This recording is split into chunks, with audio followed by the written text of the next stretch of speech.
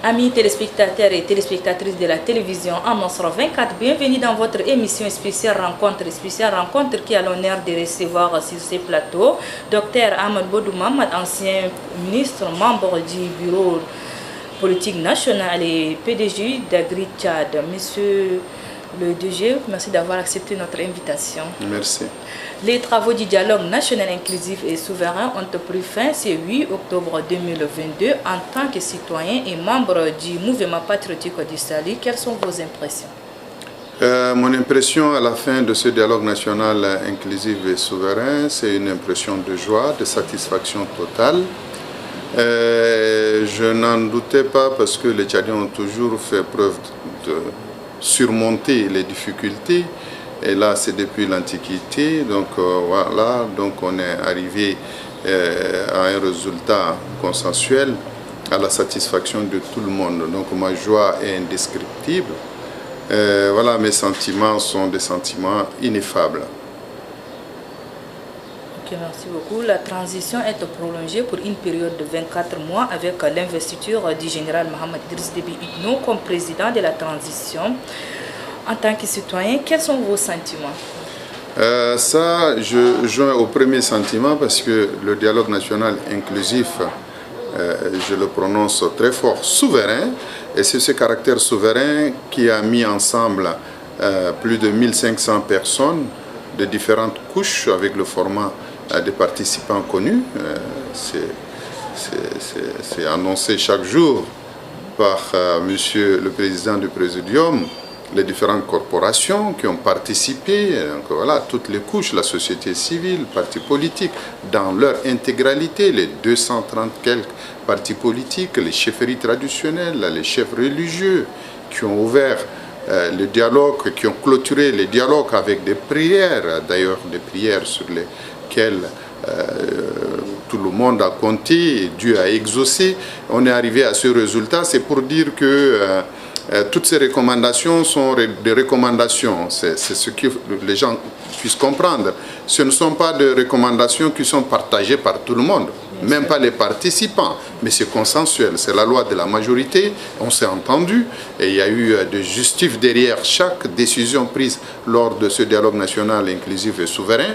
Et là, voilà, donc moi, je fais mien toutes ces recommandations, toutes ces résolutions, et j'adhère à ces résolutions, à ces recommandations, et je suis satisfait dans l'ensemble de toutes ces décisions, et notamment, vous parlez de 24 mois, si ça ne tenait qu'à moi, en réalité, 24 mois, chronologiquement, ça ne suffit pas. Je parle en tant que technicien ingénieur.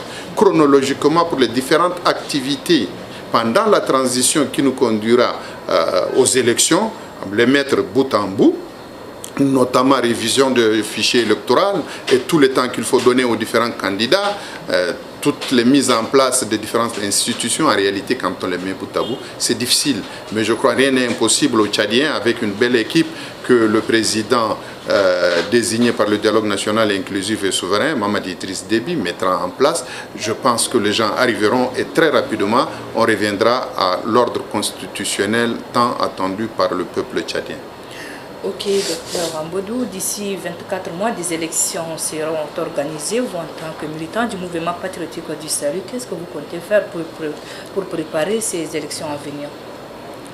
Heureusement que dans toutes les décisions du dialogue national inclusif souverain, je n'ai pas compris que le multipartisme n'existe pas. Donc le MPS ayant sur le terrain, sur l'échiquier national, le MPS naturellement un parti politique, comme mon parti, et il y aura d'autres disons, personnes indiquées pour le dire, mais nous sommes toujours sur le terrain, toujours présents, déjà même pour accompagner le dialogue national inclusif. On n'a pas manqué de sensibiliser les nôtres dans le sens d'apaisement, de paix, de consensus, de rapprochement.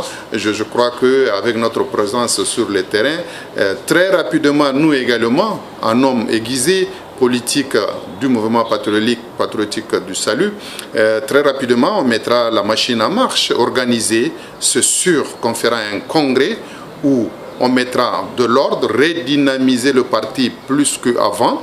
On l'a fait déjà il y a 2 ans avec le SG actuel, le docteur Haroun Kabadi, et on le restera davantage et s'adapter à la nouvelle donne. Et voilà, dans l'intérêt, quand on crée un parti, quand on adhère à un parti politique, c'est pour briguer encore la magistrature suprême. Voilà, on se prépare dans ce sens pour ne pas être à la traîne. Ok, merci beaucoup, docteur. Avez-vous un message à lancer à l'endroit de la population tchadienne afin d'accompagner ces jeunes présidents qui viennent d'être investis? Moi, si j'ai un message à adresser à la population, au peuple tchadien tout entier, la société civile, les partis politiques, toutes les couches impliquées à ce dialogue national inclusif et souverain, même à ceux-là qui n'ont pas pu embarquer dans ce bateau, ce qu'on a en commun, c'est le Tchad. On ne peut rien faire sans une paix.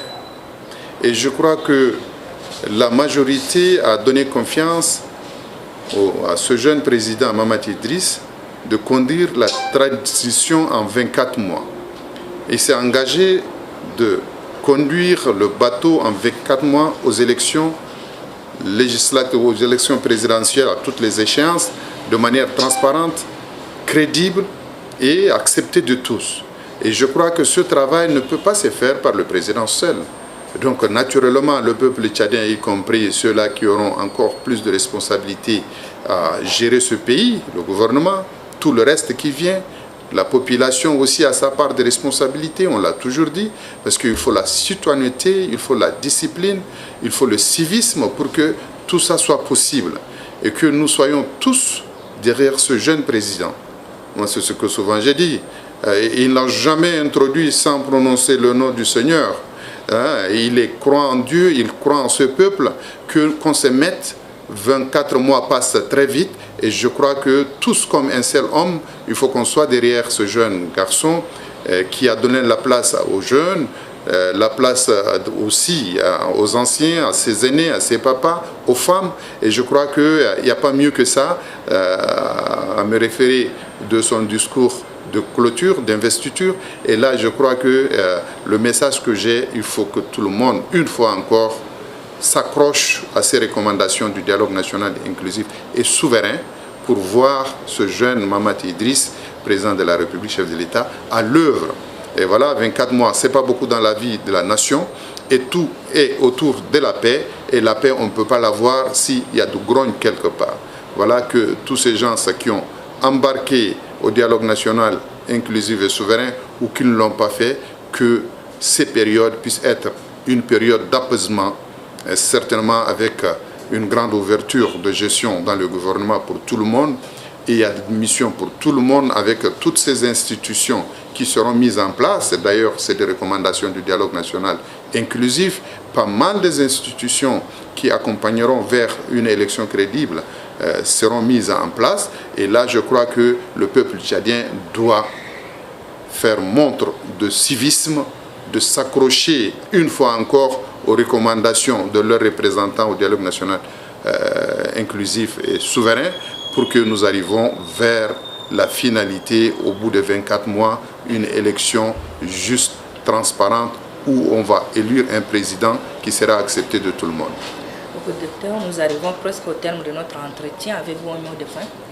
Mon mot de fin, c'est la paix. Il faut la paix pour le pays, il faut la sécurité pour le pays. Et ça, ce n'est pas une activité seulement du président de la République ou du gouvernement. C'est un civisme et c'est tout le peuple qui doit participer dans ce sens.